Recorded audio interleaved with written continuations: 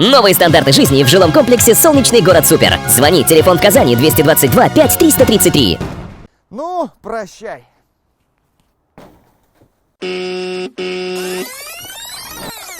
Новогодняя пора заканчивается, а это значит, что главная лесная красавица дома уже начинает осыпаться. Поэтому ее нужно утилизировать, но самое главное сделать это экологично и правильно. В Казани вот уже 4-й год открывают пункты приема елок. Одной из первых сдать новогодний символ приехала Айгуль Сайфутдинова.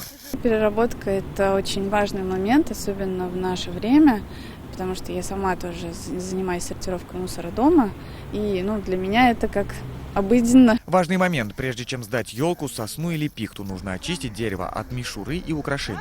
Раз есть такая возможность, мы решили ей воспользоваться, что можно сортировать не только пластик, стекло и металл, как мы привыкли, а можно еще отправить и елку.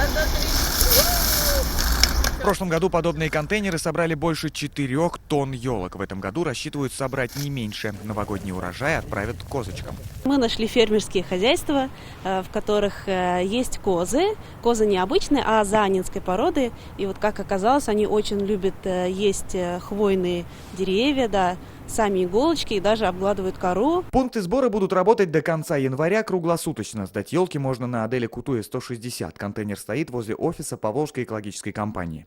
И на проспекте Победы 141 на территории Зимнего бульвара. В Челнах также работает пункт приема по адресу Автосборочный проезд 29. Ленар Гинатуллин, Ренат Сафин, ТНВ, Казань.